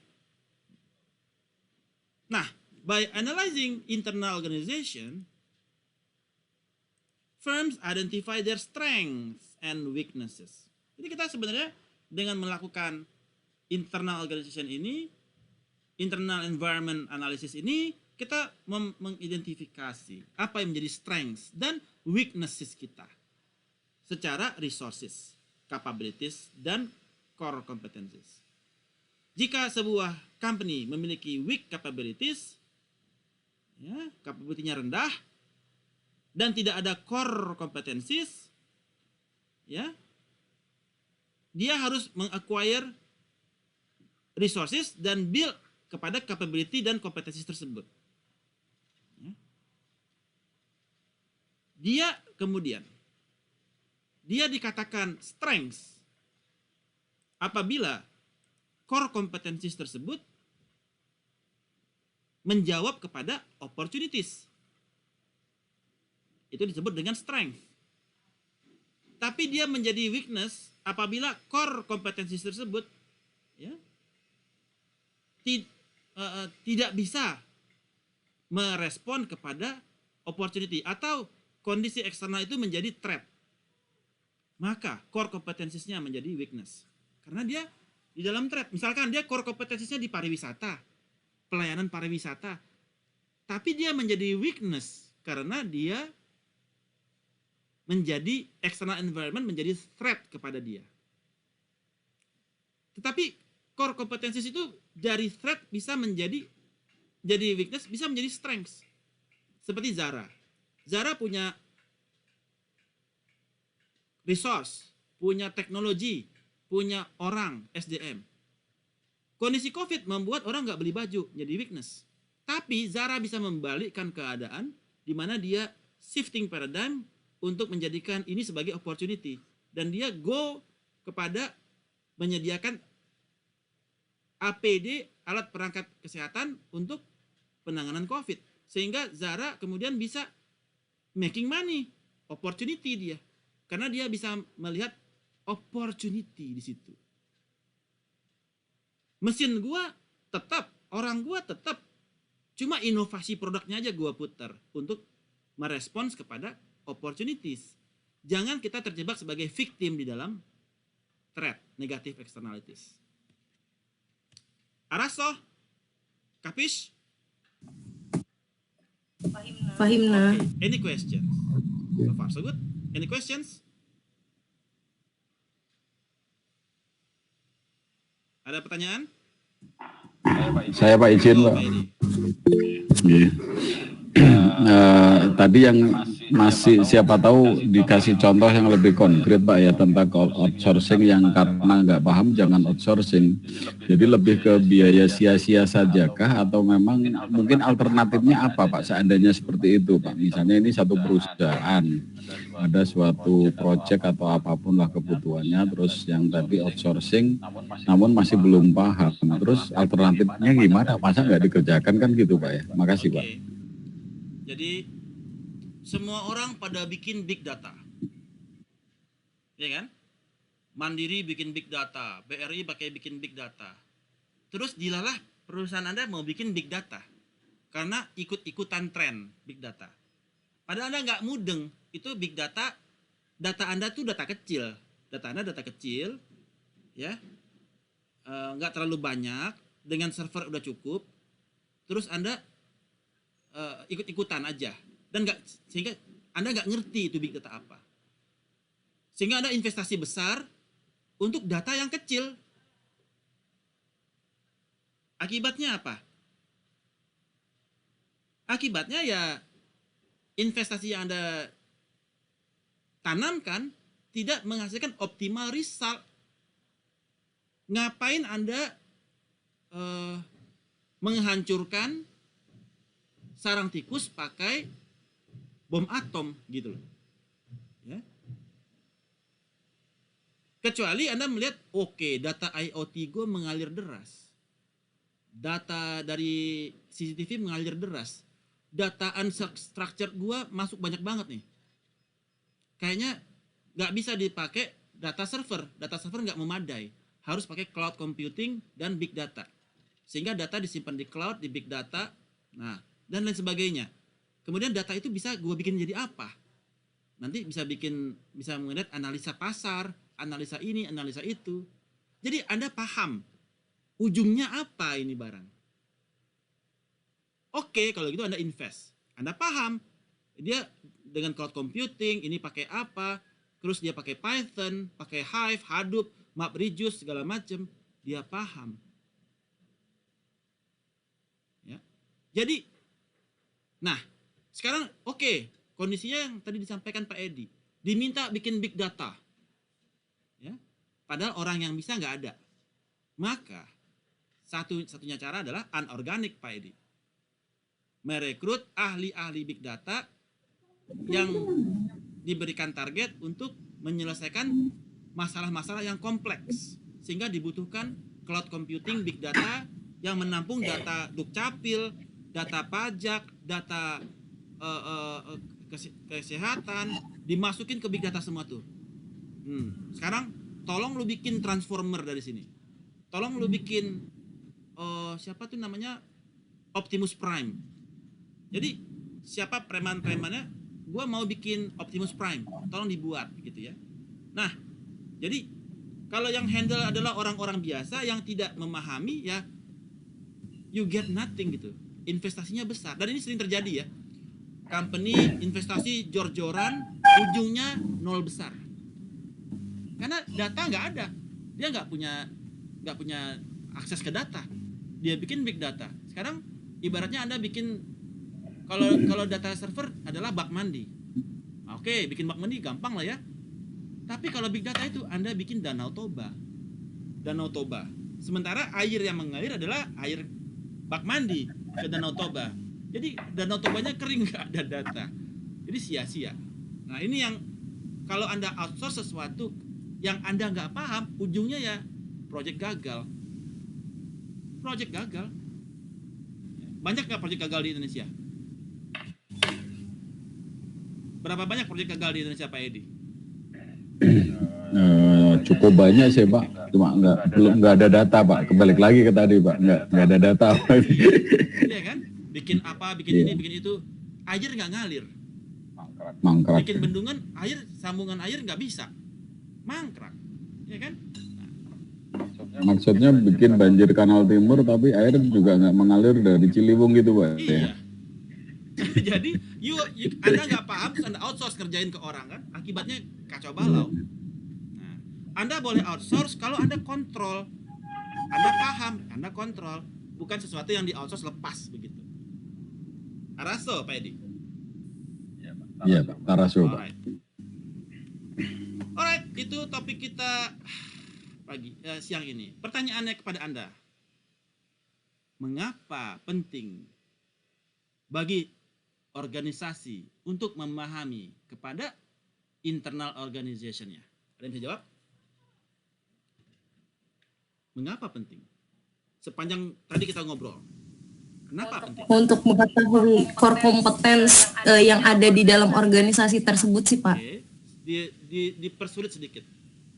Ketika core competence-nya berhadapan dengan kondisi threat, bagaimana caranya?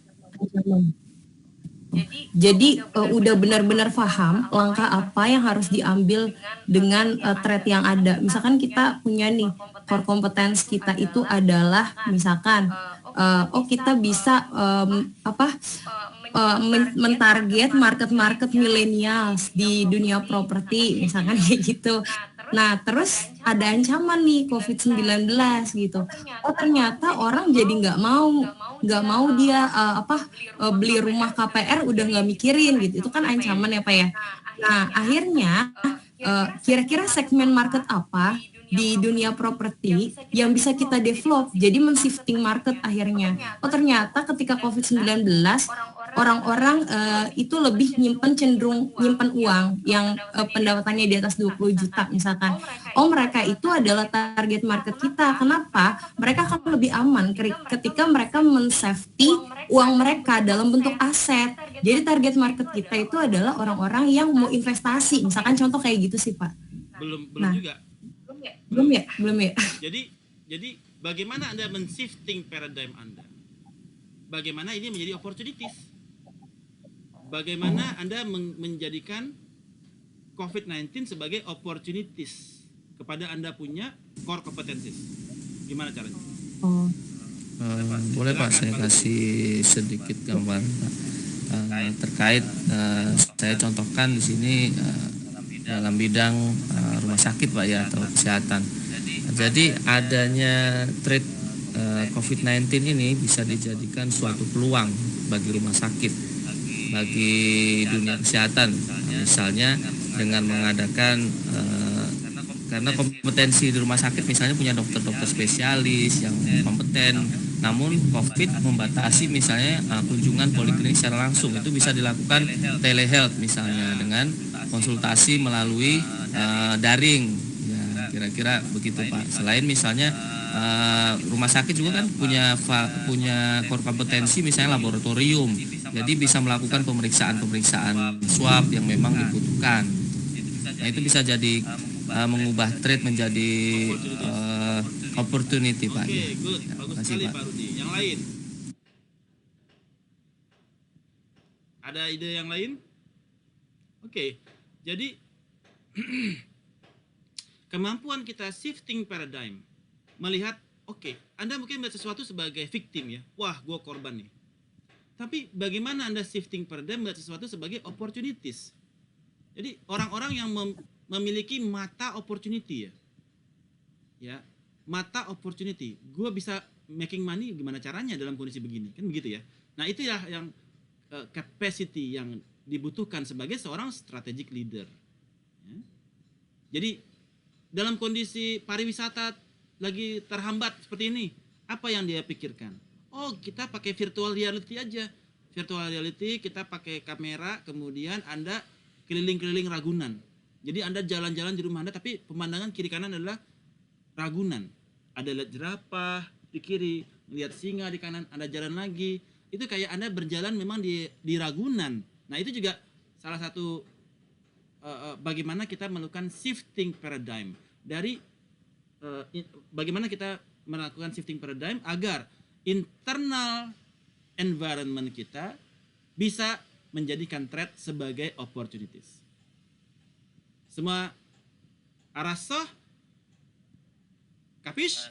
Arasoh. Alright. Arasoh.